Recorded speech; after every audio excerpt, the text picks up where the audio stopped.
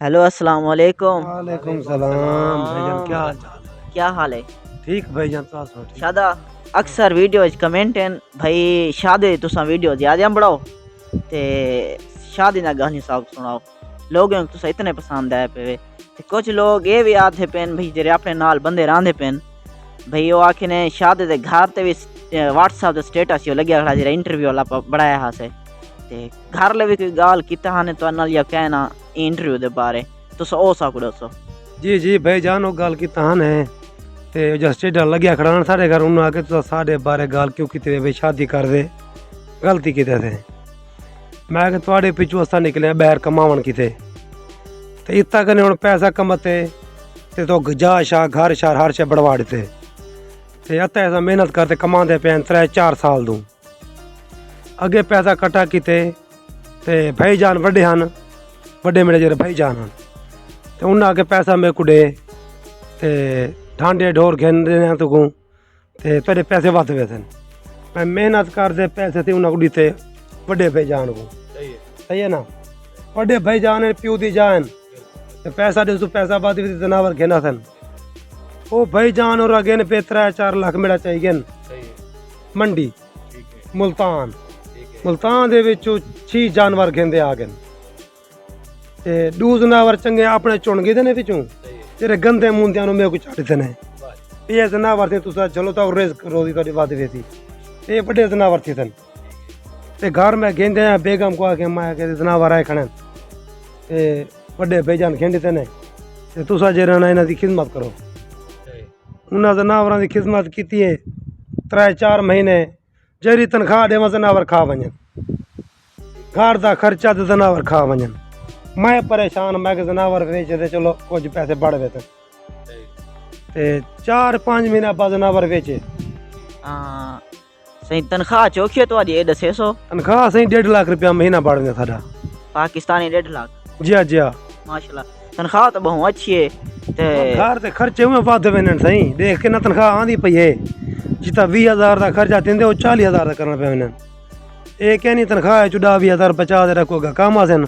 तनख्वाह कने पहले 40,000 ना मुकामना होंदे पे तू बड़ी तनख्वाह आंदी पई है ते वो बड़े भाईजान जनावर जो बेचे से उन्हें आके पैसे रखो मेरे को जनावर विकन हुए 4.5 लाख दे 3 लाख दे गिद्धे हुए जनावर विकन 4.5 लाख दे 3-4 महीने तनख्वाही गियाँ ते खवावन पिलावन घर वाले जलील इलावा ते जनावर वेचते भाईजान को पैसे रखे हम उन्हें छोटे मेरे फिरा को आके ने ते पैसे मेरे इंदे पेन अपने भाईजान दे उनके कने मांगते को से बड़ा भाईजान पिया दे छोटे को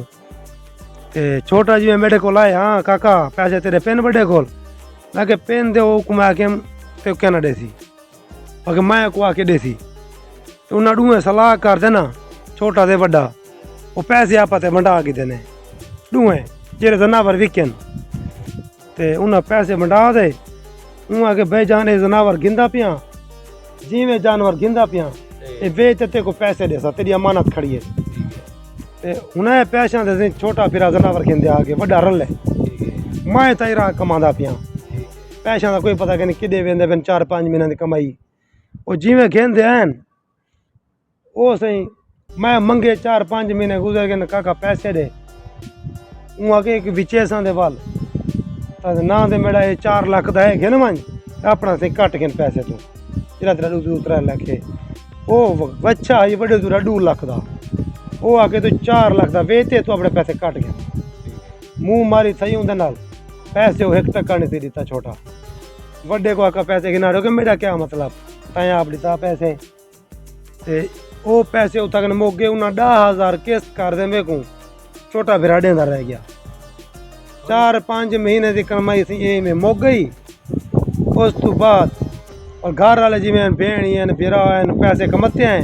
जे को ना दूँ वो आदम थोड़ा मर्जी खत्म था देना पैसा दूँ तो मर्जी है पैसा ना दूँ तो मर्जी खत्म 6 महीने लाते पैसे कमाते वो भेणी फिरा मैं को दे दे वाल मर्जी रखना पैगे ते मर्जी होना चाहिए ते तोरे ने गाल पूछते हैं साथ चोखर साथ ही तो इराक मेरा फिरा हुन 4 साल थी गए पक्के ते बई भी है गाल ते दसा है सच चौकी कठी थई पे घर खार क्या कटा दे 4 साल लई बैठे हैं जा शाह बड़वा बड़वू दे ते हुण बस दाने शाने की देते हैं भूं की देते हैं ते हुण बाल पढ़न मैंने ओदे मोटरसाइकिल गिनने ते 2.5 लाख दा मोटरसाइकिल आंदे उन्हां को पैसे देवणे अज मोटरसाइकिल गिनने जी हाँ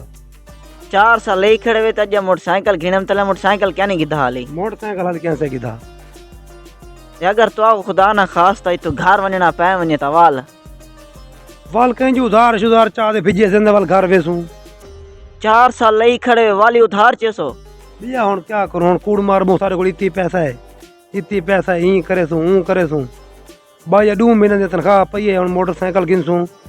प्लेटा शलेटा लवा देने बालों घर में ना तो लाइटा हैं कहना रात दी मच्छर होने 4-5 बाल हैं ते सुकून दे रामेन ये तो कमा दे जो पे बाल सुकून दा रामेन प्लेटां जो लेवेंदे पे प्लेटां दे उत्ते ताकू दा वाले रहना टैक्स लगती देखो सी नवा सी कानून होने सी धंधा गद्दी खड़े हुण प्लेटा नहीं लावणे दे घर घरे पुजदे टैक्स देवो सही है सूरज दी लाइट है अल्लाह दी लाइट है उनदे करंट इस्तेमाल थींदे ते हुंदा याद है ते टैक्स दियो ते बंदा क्या करे जेरा तो जानवर जो गिंदे पे वे ते इंदे विच ताकू जेरा वादन के भाई टैक्स लगसन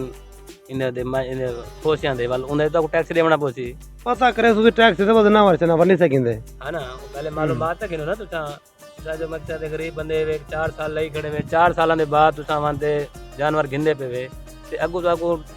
4 महीने दी 4 साल दी ताकू अगले आखे से टैक्स भरो 3 लाख रुपया